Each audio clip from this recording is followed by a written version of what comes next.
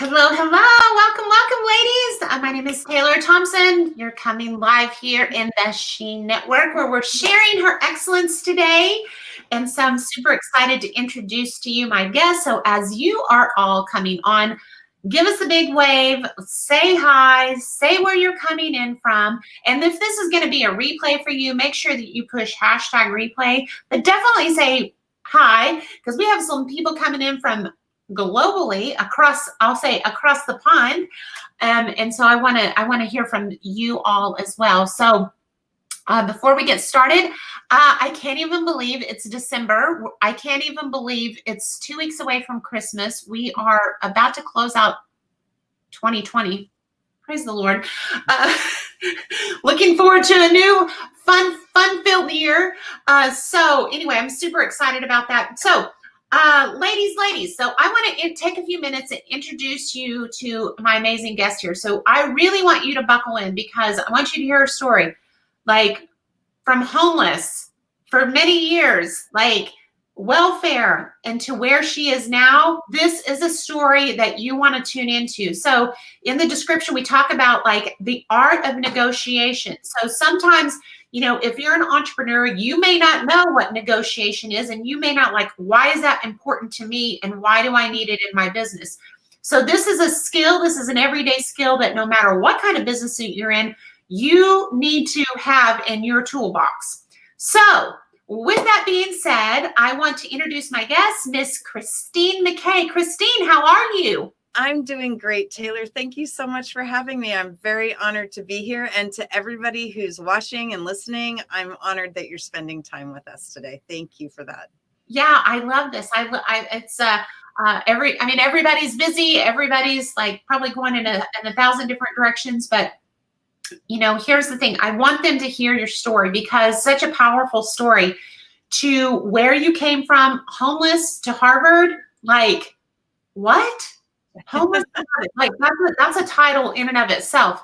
So talk us through, because you know this is, you know, this is not an overnight success, but how did this all unfold for you? So I was born and raised in north central Montana in a town of 550 people, roughly. I graduated with the same 20 kids, roughly, that I went to kindergarten with. And I had a pretty successful high school and period of life. I was a beauty queen. I was an outstanding speaker. I was an honor student. I was an foreign exchange student. And though I wasn't very popular, I was still voted most likely to succeed by my classmates. Fast forward after I graduated, and I was 19, and I found out that I was pregnant and I wasn't married, and I had just lost my job. It was January in Montana, and I got evicted from my trailer that I was living in. And so I started living in the back of my 1972 Chrysler Newport with my black cat, Athena. Okay, whoa. Like this is a whole, like, this is a mouth. This is a, like you're talking so fast. I'm trying to absorb all of this. Ladies, like I'm trying to put myself in these shoes, like, cause you think about January, Montana. So you had to have been like, you know, knee deep in snow. It was very cold.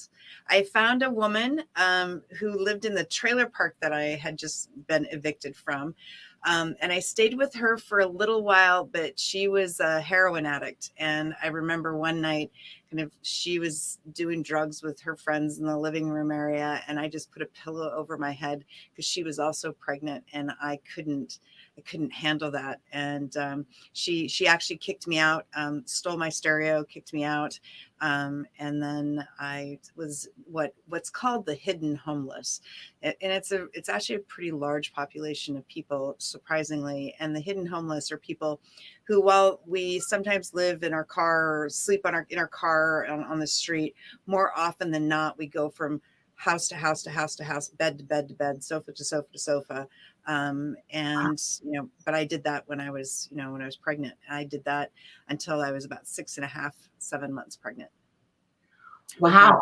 So Christine, as a woman, and I know that we've got, a lot of moms that are going to be listening, and, I'm trying to like wrap my brain around like what that must have been like. How scary that must have been. 19, carrying a baby, like don't have a home, no job. Like what am I going how am I going to provide? What am I going to do? I mean, and this is a very new term for me. I've never heard of this term, hidden homeless. Yep. And so it's obviously a problem if it is a term that most people may not know about or even realize that it is a big deal. It is. And the thing is that at the time, and I'm not so familiar with the inner workings of the welfare system now, but I wasn't, because I did not have an address, a physical address, a mailing address. I was not eligible for welfare at the time. So I lost almost over 20 pounds in my first 2 trimesters of pregnancy because I couldn't feed myself. So I was very sick. It was a very unhealthy situation. It was a very dangerous situation for my child. And so I did what I thought was the best thing to do. I mean, I'd gone from this really successful high school career to my life being a complete shambles. And so I found a guy who thought he wanted to rescue me, and I thought I needed to be rescued, and I abdicated. I abdicated decision-making responsibility of my life to this guy who I thought was a nice guy and turned out not to be a nice guy. And, we ended up getting married, and I had 2 more kids. So I had 3 kids at the age of 22. And I wasn't allowed to work. I wasn't allowed to go to school. He was very controlling and he was abusive. And but he wasn't able to support us. So we did our grocery shopping at local food banks. I boiled water on the stove, give my kids baths at times. There were a few times when I literally went through garbage cans to get soda cans so that I could put gas in the car. And one day I couldn't feed one of my kids.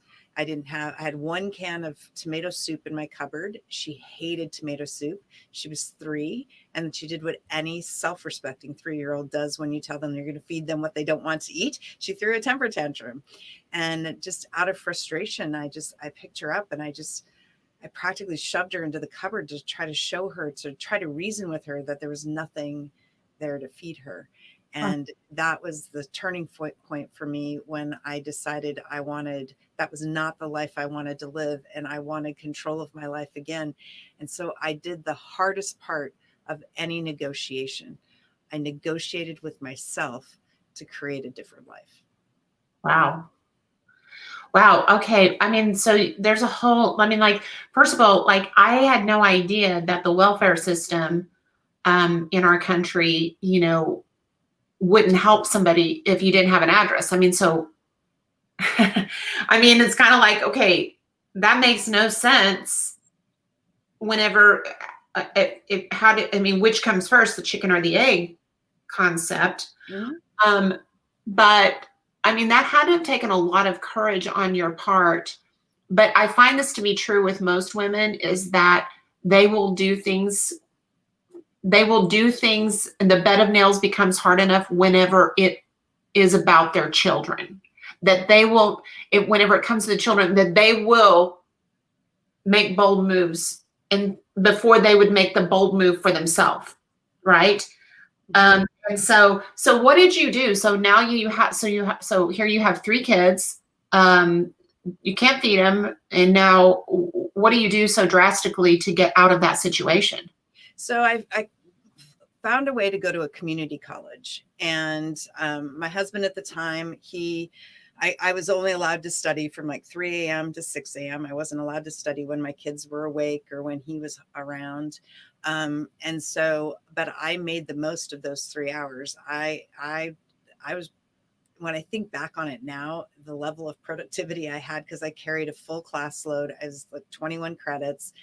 And in 3 hours, I busted my butt and I got a 4.0 GPA, and I was awarded a scholarship to a school called Rensselaer Polytechnic Institute in upstate New York.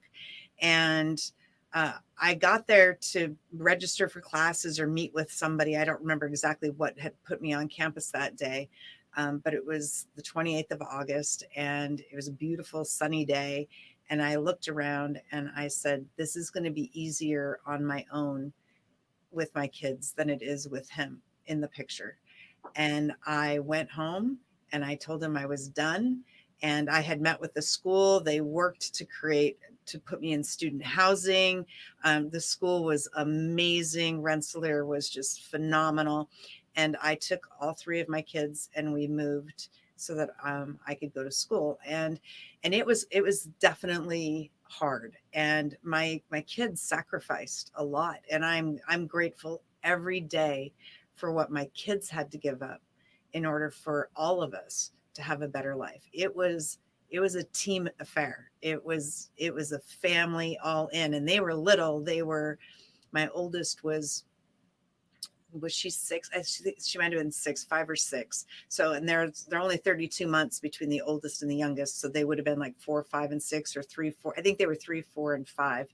And so it was all of us. We all made sacrifices. We had to all do things that were different and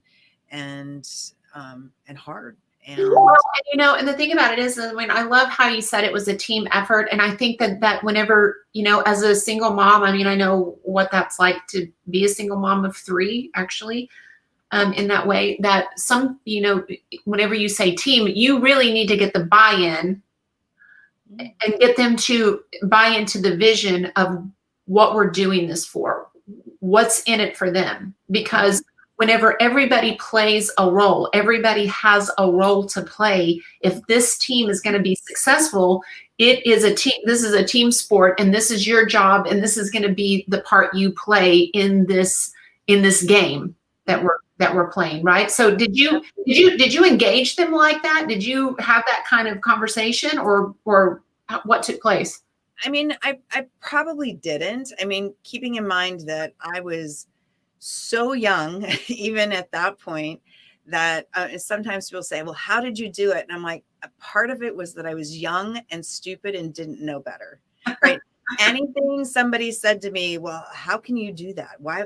You can't do that. You're mom, you got 3 kids, blah, blah, blah. And I'm like, whatever. It just didn't I didn't have anything in my vocabulary at the time that was you can't. Once I freed myself of this really controlling and horrible relationship, it gave me the freedom to think differently, and it did that because once I left him, I surrounded myself with people who believed in me in my darkest moments. Wow. So when I didn't believe in myself, I had people around me who did believe in me. And so was that intentional on your part? Was that, you know what I mean? Like sometimes we find ourselves in situations that hindsight is, you're like, oh, I had a great, I had a great support system. But was it by happenstance, or was it intentional that you knew I've got to surround myself with people that are going to help get me through this barrier?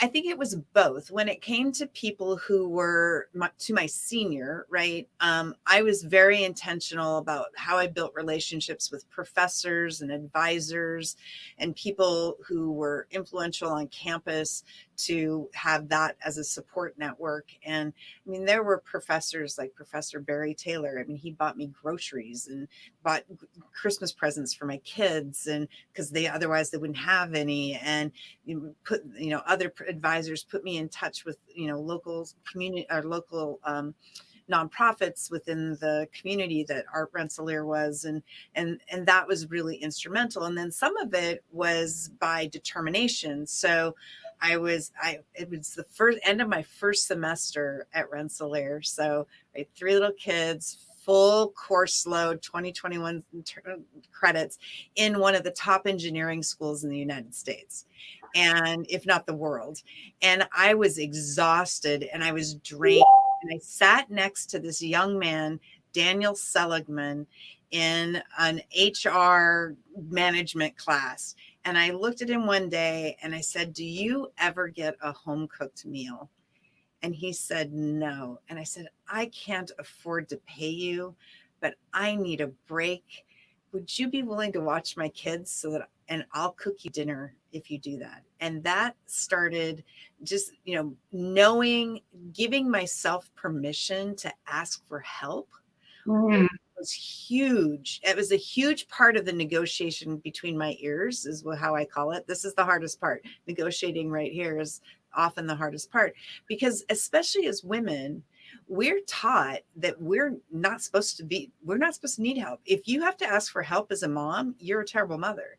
That was how I was raised. Moms shouldn't need to have help. We shouldn't have to ask for anybody. We should be able to do all the parenting, put all the food on the table, do this, that, and the other thing. And I should have been able to go to school. And then there were those people who said, you shouldn't be in school at all because you've got kids. And I'm like, oh my gosh. And so, well, I mean, like, here's the thing, like, there's a lot of rabbit trails that I'd like to tap into. First one is, I don't know what your belief system is, but I would definitely say, it's God surrounded you with angels, and place them in your path at the right time. I mean, because I can look back on my own journey and see how God placed people in my life exactly in the moment that I wanted to throw up my hands and quit, or, like this just little bit of encouragement, keep going. And so, I love that. But to your point too, is that women as a whole, I believe, we think it's some sort of, it's a strength, but actually it's pride. It's like, it's really pride that gets in our way, that I think, okay, well, we try to be jack of all trades and then master at none. Mm-hmm. Instead of really being real and raw and authentic, and like, I need a support system, I need help. And so we suffer in silence, because we think if we ask for help, it's a sign, we're showing weakness and that we're not good enough, and we've been conditioned to believe that we're not good enough anyway. Right. And so if we expose that, then that only magnifies it in our brain. Right. Exactly. I agree with that 100%.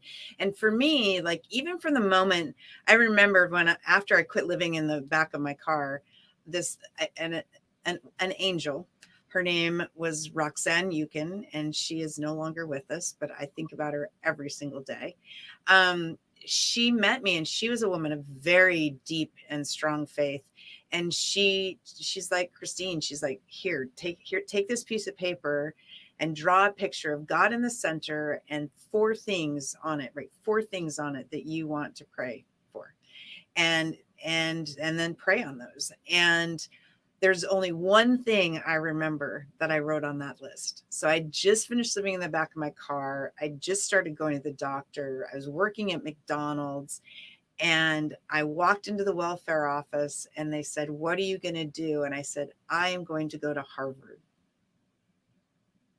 Wow. And they laughed. Oh my God, they laughed. But Roxanne helped me stay focused. And, so this is so huge for me, because I love this right here, because I always believe that, and here's the thing, and this is the whole reason why I created this network.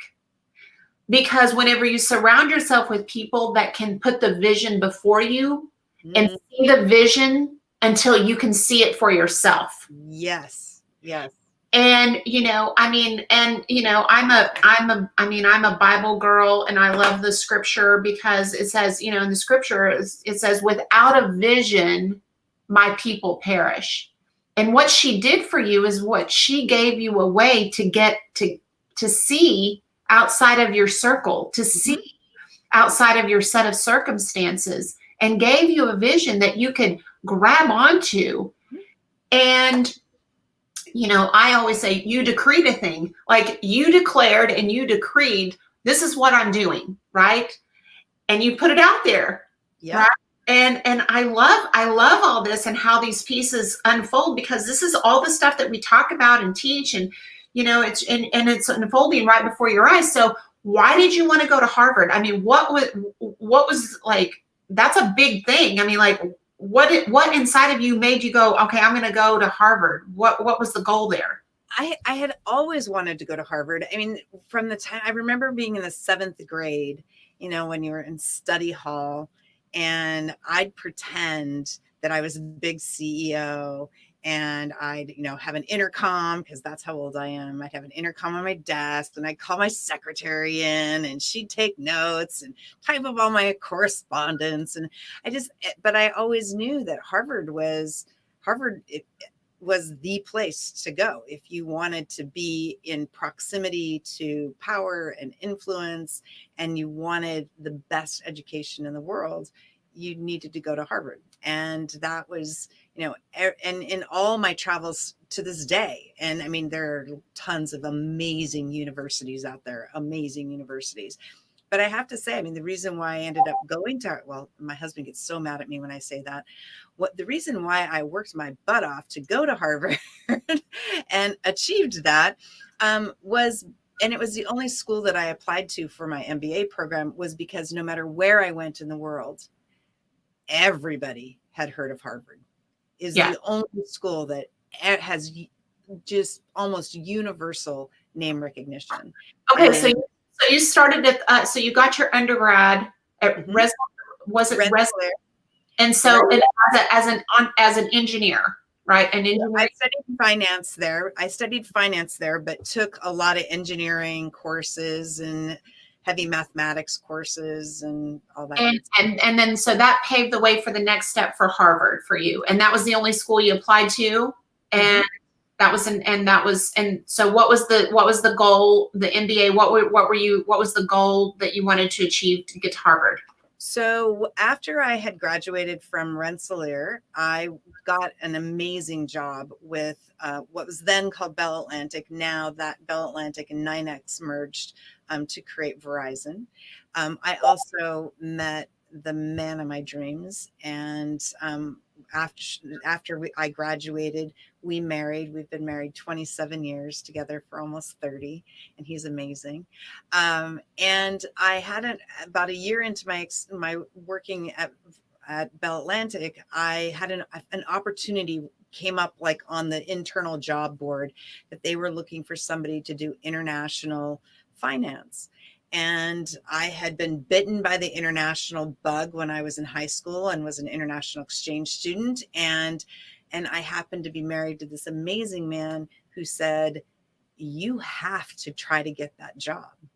And it required an MBA, which I didn't have, but my manager at the time was also very supportive, and we figured it out, and we made that happen. And I became the first non-MBA to work in the finance department of our international division.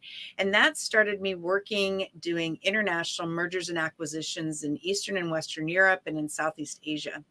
Wow. And as I continued to work, I mean, I was 28. I was interviewing and negotiating with ministers of finance, ministers of telecommunications, CEOs of banks, investment bankers, all sorts of, I mean, it was crazy and heady. It was an intoxicating position. I mean, did you ever like look back whenever you were in the midst of all that? Were you looking back going, how did I get here? Like, how did that happen? How do you go from living in your car, pregnant, living in your car, to working internationally as a negotiating contracts with people and getting an MBA at Harvard? I mean, that is quite a journey. And yeah, the first time I flew to Jakarta, Indonesia, which was my first assignment, and I flew first class on Singapore Air. My company flew me first class, and I cried most of the trip. And the poor flight attendants were just very distraught about that, because they're all about, so customer service focused. And they actually gave me the orchids from the front of the plane after I told them my story, because they were so upset about it. And it was just super sweet. And yeah, I mean, it was one heck of a journey. And like I said before, I mean, life is about the journey, right? Right. Not the destination. The destination is the same for all of us, and it's our bodies go to the grave. I mean, we just like we're when we're done, right? It's like that's kind of our bodies end. And so it's the journey that is just the most magical part of life for me. Yeah. And so, but you can't walk that journey alone. And so it was about it was always about finding and surrounding myself with these people who just believed in me. And when I was at Bell Atlantic, it was, my manager helped me get the international position. And then when I was in the international group, it was the CFO who took me under my wing, who wrote my recommendation for one of my recommendations for Harvard. And, at that level, working with all these investment bankers and high-end consultants and stuff, strategy consultants, it was clear that an MBA was what I was going to need if I was going to continue to elevate my career. And the only school that everybody knew was Harvard. And my kids were in first, second, third, and fourth grades, I think. And so we were living in Washington, D.C. and, executive MBAs were kind of a new thing and not well thought of. And so it was like, I'm either going to go to Harvard or I'm not getting an MBA. That was it. It was a binary decision. And so I applied, and I remember I got my, it was the 14th of February, and there was snow on the ground, and the darn mailman started dropping off mail on the other side of the street, which meant that he was going to do this long walk around. And I watched him the entire way. And he had this big white envelope at the bottom of his pack. And I'm like, could it be? And I waited, and I got it, and it was, but I wouldn't open it. And I made my husband open it when he got home. Wow. That was so it was your acceptance letter. And it was my acceptance letter. Wow. And, it was that journey, and having people who believed in me and who had faith in me, and my being willing to step into my want, my desire, and say, I need help to make this dream come true. Can you help me make this dream come true? And I think that for businesses, for small businesses and entrepreneurs, so often we don't actually have clarity on what it is that we want. And, from the moment Roxanne had me write those goals down, going to Harvard was the one goal that I had crystal clear clarity on. There was never any wavering of it. There was never even any questioning whether or not it was going to happen. For me, in my mind and in my heart, it was a foregone conclusion that it was going to happen. And it took 10 years. This right here is so good right here, because I, in talking to entrepreneurs across the board, especially entrepreneurs, whenever you ask, what do you want? Just that question right there. What do you want? Many, many times, to your point, there is no clarity. There's no clarity. And what do you want? What is that? What do you want? What does that look like? And without clarity, it's like, it's everything will be by chance. Mm-hmm. Because if you're not clear, then it's like driving in the fog. Exactly. Right. And so, as an entrepreneur or mom or whatever it is, like, you have to be very clear on what is it that you want out of this journey, to your point, in the journey. Like, where do you want to go? What does that look like? And so, but so many times people, and especially women, we shrink back from that because we think that's too big. That's asking too much. Yes. What will that cost me? And we start putting everybody else's needs ahead of our own. which I mean, I have to have hats off to you, because there is a lot of moms that probably would have, I want to say, hide behind their children and use their children as an excuse or justification not to move forward with what was inside of them, their vision, their excellence, their passion, their dream, their desire. They would have said, well, I can't really do that. It's going to take too much time, and I've got these kids. That's a justification.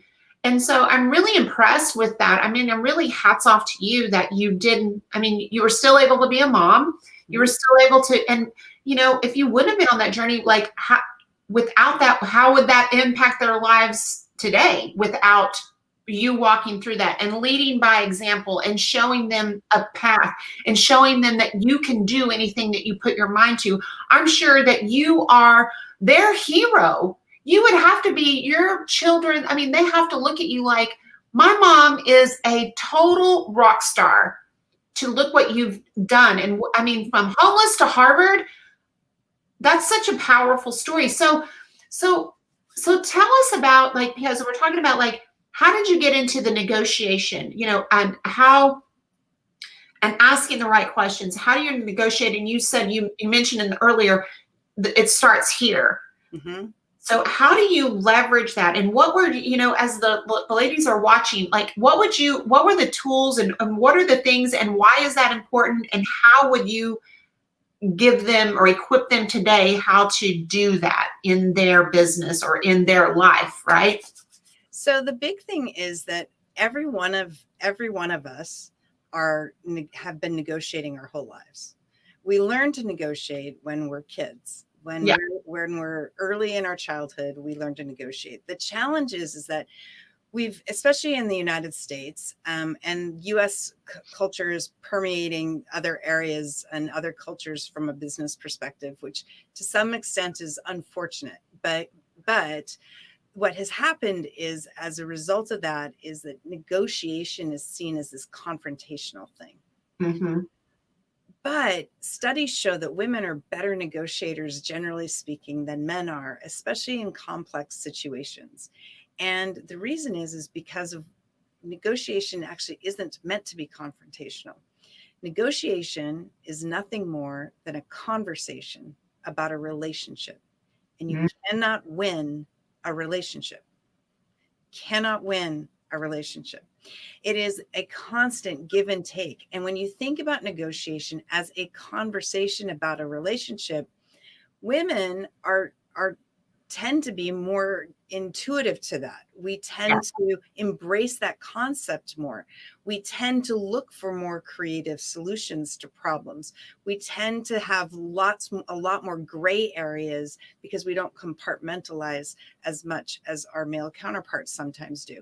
Now, don't get me wrong. I know plenty of women who are incredibly good at compartmentalizing and can get confrontational in their negotiation. And I know plenty of men who are very open to creative solutions and problem solving. But the big thing is that you're negotiating every single day in your personal life as well as in your professional life. And, it's just important to think about it as that relationship, because when you start thinking about it as just a conversation about a relationship, it gives you permission to ask questions that seem hard, but that makes sense to ask. Because if I want my relationship to be better, if I want my relationship to be stronger, then sometimes I have to ask hard questions. And I always kind of joke that, my husband and I been, like I said, been married 27 years together for almost 30 now. And, the contract, the proverbial contract that we entered into when we got married is not entirely the same that we have today, because we are not the same people. So in business, why do we constantly expect that we enter into a relationship today as a business person with another business, and for some reason we keep expecting that relationship to stay the same over time? Right. Creating opportunities to renegotiate and have open dialogue and reevaluation. Is this deal working for you? What's not working about it? Do we need to tweak it? Because this deal's not working for me right now. Is there a way that we can change how this is working so that it's more beneficial for both of us? Because right now this is not working.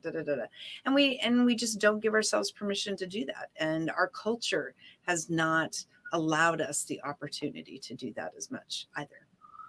Well, so, you were asking, in the conversation, or like how to ask, right? You were like saying, okay, what is the thing that you can equip the ladies, like how to ask the right questions? And to your, we talk about this too, is that so many times people stay in the problem instead of looking for the solution. You mentioned that, in the negotiation of, okay, we don't compartmentalize. We're not black and white like males do, or how males resolve issues.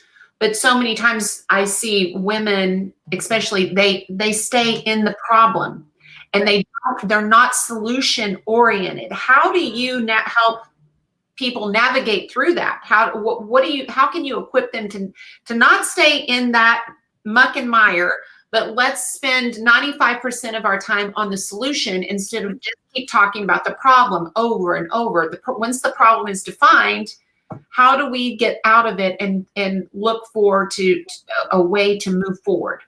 So one part is absolutely teaching people how to get clarity on what it is that they want, because I can ask somebody, what is it that you want? And they may have some esoteric, vague thing, but they don't have anything super specific. As my grandmother's term was, you need to know the gnat's ass level details of what it is you want. What are the possibilities of what you want? And then once you know the possibilities, it's like, what's important to me? How do I prioritize these possibilities?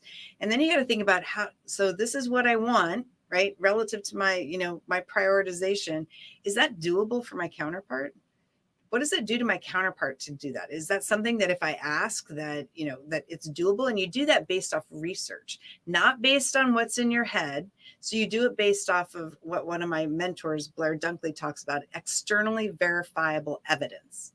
Is there externally verifiable evidence that tells me that this is doable or not, right? And if there is, and there is evidence that says, yes, this is doable, then you ask. But it's also knowing about how to ask, understanding what your kind of default negotiation style is, understanding how you tend to communicate versus relative to your counterpart, asking questions that are more effective. The worst possible question anyone can ask is why. It's a terrible question. Stop asking why questions, because as soon as somebody says, Taylor, why is your hair dark? As soon as you say that, like your body physically reacts to that question, and it's involuntary because it's a very accusatory question, and it puts people on the defensive. And so when you're trying to influence somebody, because that's all negotiation really is you're trying to influence somebody. When you're trying to influence somebody, you don't want to put them on the defensive. You want to use what and how questions. You want to think in terms of what might be possible. What are the possibilities, right? And create an environment that allows for possibilities. Because, and the easiest example I use, and I really should have one here, but imagine in my hand, I have a raw egg. Okay. Egg, right? Just pull it out of the carton, raw egg. And I have 3 people who want the egg. What do you do? Well, my thing would be like, okay, what are you going to use it for? Right. Why is it important to you? Right. What's important? For me, it's like, how would you use it? Then I would be like, okay, so then I would know based on the value, based on the perceived value, which one would be the deserving, or how. And so that would be the way I would do it. I don't know if that's right, but that's what it's actually, you're the first one to answer that with a question. Most people dive into a solution. And so most people's solution that they dive into, and I'm sure that some of the listeners did this as well, is, well, is it a boil? If it's hard-boiled egg, then we're going to cut it up in thirds, or we're going to crack it and we're going to scramble it and we're going to cut it in thirds. But when you start thinking about what's possible, what I would do is take a pin, so something that's completely separate from the thing that we're trying to separate, that we're trying to share and negotiate for. And I poke a hole in the eggshell and I drain the white and the yolk. And then I would separate the white from the yolk. Now I have three different things. I have an egg shell that an artist can paint or somebody can compost.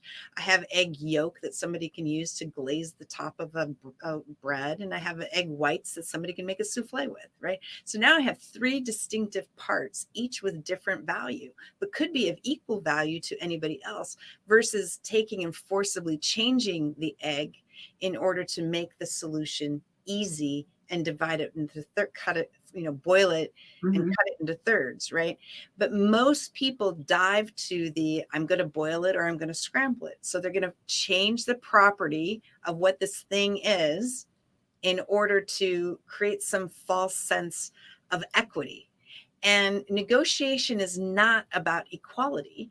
Negotiation is about fairness. Is this a fair division of whatever it is that we're doing? And there's research that actually shows that when we're negotiating for most people, like that egg, right? When we're negotiating for something that's just, let's just say it's equal to 100, we think it's equal to 100. So we've got this thing that's 100 that we're negotiating for.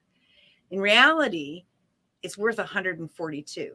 There's generally 42% more value in what we're negotiating than we even realize it.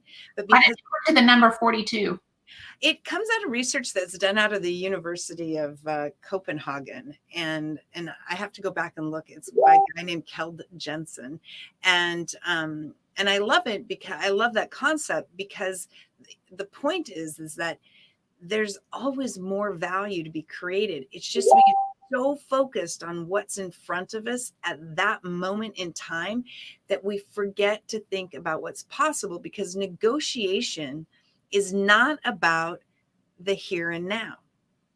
It's actually about what's the future is going to look like. This is so good. I love this. And I love, we're running out of time here, and because there's so much what you're sharing here. So do you do coaching? What is your business now?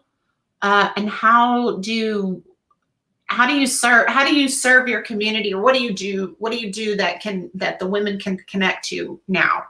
So we're just in the middle of launching a new program called Ven Masters, which is like Toastmasters for negotiation, but I'm super excited about. And it is really a practice-driven program that allows people to practice negotiation, because my philosophy is that you can't not learn how to negotiate just by sitting in a webinar or sitting in class. And even in the program, every person gets an individual report that says, this is what your strengths are as a negotiator, this is what your development areas are as a negotiator, and this is how you can work on those development areas.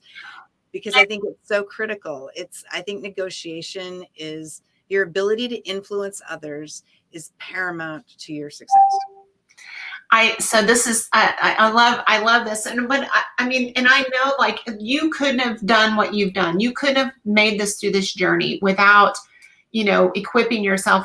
And I always like to, end with this, as you're sharing with the ladies, like, what are the tools that you've used for mindset? Like, do you use like quotes? Do you have like something like you look at, or scriptures, or do you use a book? Do you have a go-to book, or do you have something that you can share with them now? Because you can't get from homeless to Harvard without a good mindset. For me, I just am, and our friend Tina Torres will totally appreciate this. I am huge on gratitude, and every single day I spend 10 minutes speaking gratitude. I just sit and have a conversation with myself and God, and just am grateful for all the things that have been put in front of me, and including the obstacles, because I just relish the journey that I'm on. So even an obstacle right now doesn't feel like an obstacle because it's just another part of the journey. And it's like, ooh, what do I get to learn from this? Yeah. And so for me, it's really about practicing gratitude. And I'm an avid reader. And so I am constantly reading books about gratitude and ways to improve motivation. And I'm actually starting to do some practice around deep breathing and just some different kind of exploring some other things that I haven't explored before to touch on some of that. But for me, it's about gratitude. Love that. Love that. Well, Christine, I am, if the ladies wanted to, look into your course or what you teach, I mean, how would they connect with you? So the easiest way right now is to text VENN, VENN, to 26786. Text VEN to 27 VENN to 26786. 26786. Okay. Yep, that's the easiest way. Got it. Awesome. And you can hit me up on Facebook or LinkedIn. I'm on both of those, or Instagram. So I'm on all of them. I love that. Well, thank you so much. Thank you so much for being here. I appreciate your taking out time away from your business and what you're doing to come on and share your story with the ladies, and congratulations to your success and what you've done. And it's quite an accomplishment. Very, very, very, very awesome. Love that. Thank you, Taylor. It's been an honor to be here. I really appreciate the opportunity. Okay, ladies, that is it for us. I'm going to say bye to you privately, Christine, but ladies, thank you so much for being here today. I hope you have a blessed and amazing day, and we will see you guys tomorrow.